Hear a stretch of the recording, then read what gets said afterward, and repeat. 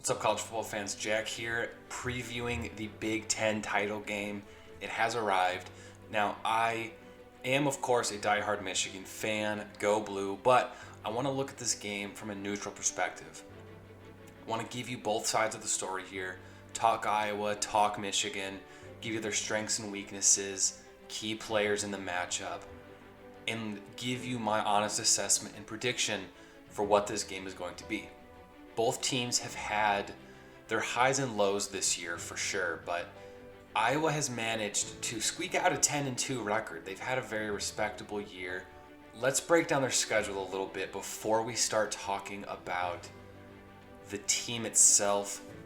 I think Iowa's going to make this an interesting game, though. With Michigan coming off this monumental win over Ohio State, I think people are ignoring Iowa a little bit, but there's some really important things to look at when it comes to Iowa that I want to talk about and make sure people are aware of heading into this game. So to start the year, Iowa had a pair of phenomenal wins, beating 17th ranked Indiana and 9th ranked Iowa State on the road. Looking back, those wins aren't so impressive considering Indiana's a 2-10 team. Iowa State's outside the top 25. Went on to beat a 4th ranked Penn State.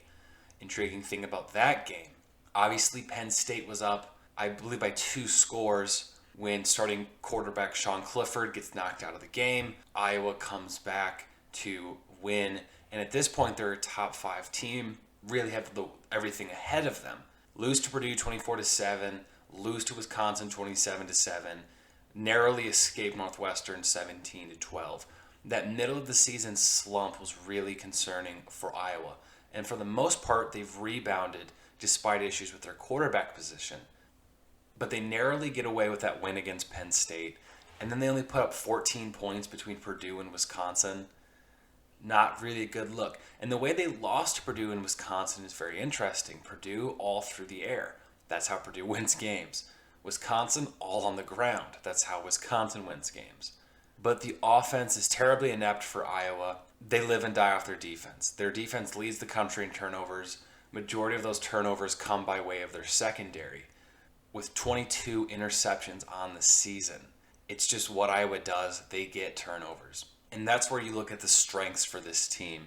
And that's why they can, technically speaking, I think, beat anyone in the country any given week. But I think they could lose to anyone in the country on any given week. But you look at their strengths as a team, obviously, turnover-heavy defense. Their defense is not great. I don't think any one position group is great for the Iowa defense. But their ability to get turnovers is phenomenal. As I said, 22 interceptions on the season. Dane Belton leads the team with 5. Riley Moss is right behind him with 4. Phenomenal defense at getting turnovers. A bit of a bend, don't break in a way. More so in the sense that they're just going to squeeze you. Over the course of the game, they're just going to squeeze you. They're going to lean into you. And they're going to get those 2 turnovers maybe that they need to win the game. Another strength on Iowa's favor is they're dedicated to spoiling your season. They love ruining seasons for people. I remember them beating Ohio State, beating Michigan in 2016 when Michigan was undefeated at the time. Iowa is phenomenal at ruining a season for somebody. And so far on the year, that somebody could be Michigan. And the third key point, Tyler Goodson is a good, not great running back. He broke 1,000 yards on the season, coming in at 11.01, 6 touchdowns on the year, 4.6 yards a carry. He's a very solid running back, for sure. Now, the problems for the Iowa team, certainly their passing offense. Spencer Petras and Alex Padilla combined for 11 touchdowns and 7 interceptions on the season. And we don't know who the starting quarterback for Iowa will be in this game. So when you have 2 guys who combine for about 2,000 yards, a terrible touchdown-interception ratio, not a whole lot of confidence in their passing game. And it's a very slow offense, terribly slow. I'm going to be honest, it's the last offense in the Big Ten that I want to watch. But second key point here in terms of weaknesses Iowa has as a team, their offensive line gives up a lot of sacks. Now, some of it is Spencer Petras is not a very mobile quarterback. But between him and Alex Padilla, 30 sacks between the two of them. 23 for Petra, 7 for Padilla. So obviously in a matchup with Michigan, that's not a good thing. And then finally, their pass rush is good. I don't think it's great. They have a lot of different guys that can get to the quarterback, but sack leaders on their team, Lucas Van Ness, Joe Evans, both have 6 sacks on the season. So again, good pass rush, most certainly good. It's not great. I think especially against the better offensive lines, not the best pass rush. But that's not what they need to beat you. And they don't need a great passing offense to beat you. They'll get a couple good runs by Tyler Goodson. They'll get a couple turnovers. You'll make a mistake on special teams. And next thing you know, you just lost a game 24-17 to Iowa. So those are really the most important things I want to talk about when it comes to Iowa. And as you can see, I have my key players there. Tyler Goodson, running back, and linebacker Jack Campbell. I think that in my mind, if Iowa is to have a successful offensive approach, it's going to be around Tyler Goodson having an abnormally good game. I think that's more likely than, say, Spencer Petras or Alex Padilla having a great game throwing the football. Just don't find that to be likely. And then Jack Campbell. Jack Campbell's my favorite linebacker in the Big Ten to watch. Phenomenal player for Iowa. 121 tackles on the season. The guy is all over the place on run defense for them. Really good sideline-to-sideline linebacker. High motor guy. You have to watch out for him as a running team because he's going to be all over you. So that's an important thing to watch. And that, to me, is really the keys to Iowa's victory if they want to win this game, is shutting down their run with guys like Jack Campbell, abnormally strong defensive line play for them, abnormally good run game for them. Things like that are what's going to win Iowa this football game.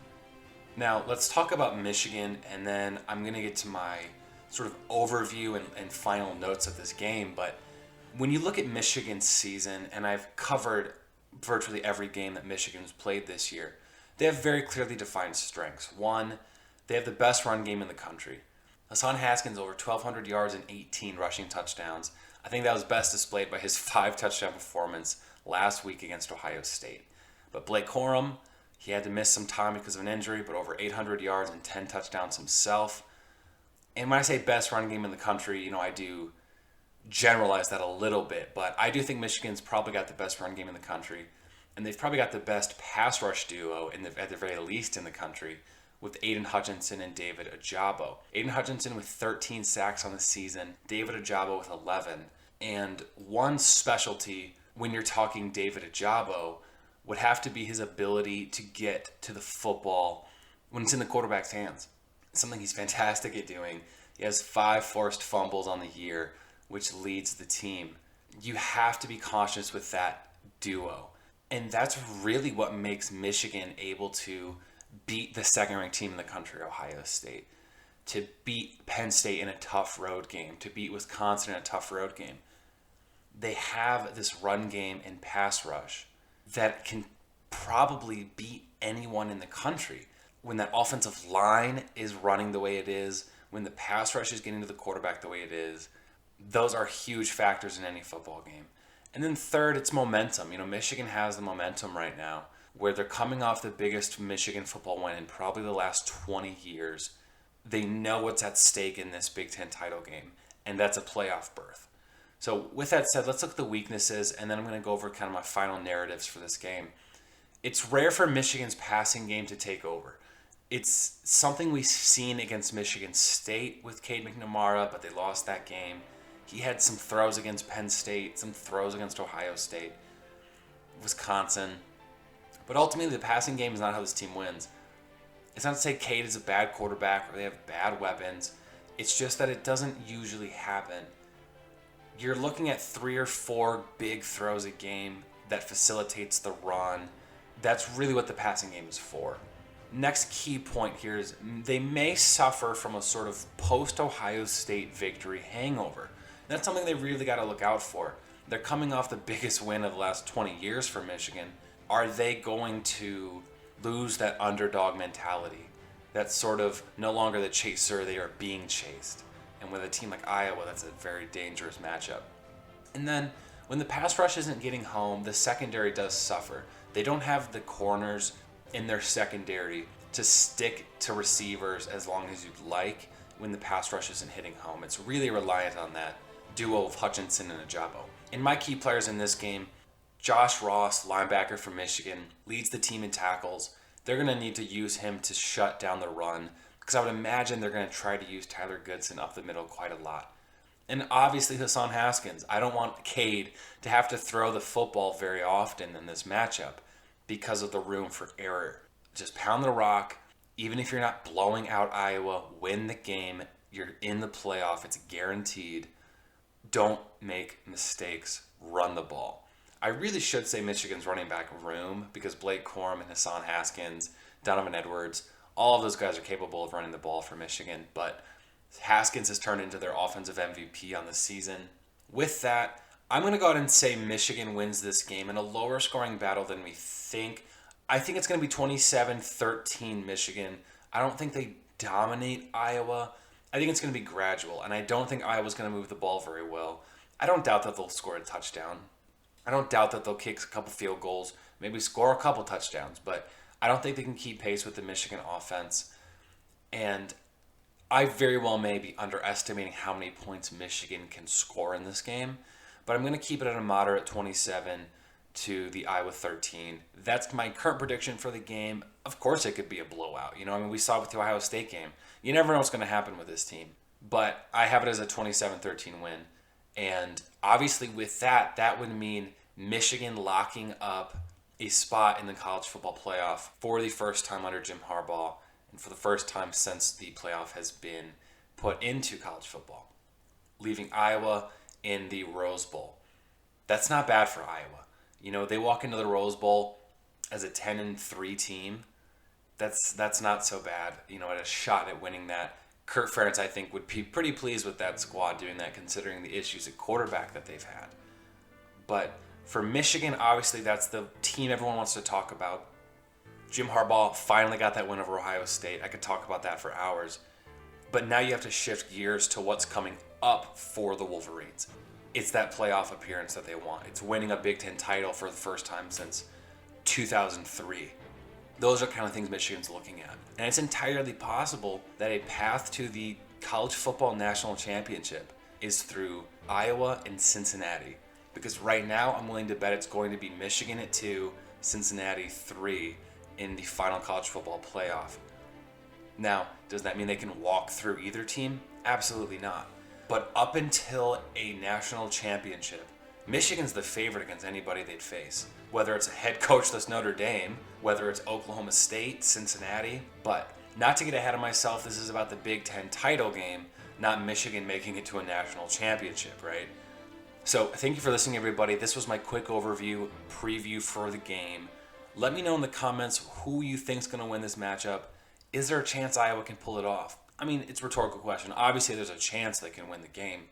Pretty unlikely chance, but there's a chance they can win the game. I will be watching this intently. I will be covering this immediately after the game is over. But just know, Wolverine fans, I'm going to be talking playoff if they win this game. Going to be going full speed into that. Can't wait to see who that opponent would be if Michigan wins this game. And as for Iowa, again, they would be making the Rose Bowl, which is not a bad prize for losing in the Big Ten title game. But with that, thanks, guys. If you're still listening, a little sneak peek into the rest of the week. I do need to drop a video on this crazy head coaching carousel that's going on right now. You've got Brian Kelly going to LSU, Lincoln Riley going to USC. Who's going to take the Notre Dame job? There's still so much going on, and I have to talk about that a little bit. Like, subscribe so you'll know when I drop that content moving forward, and enjoy the rest of your week, everybody.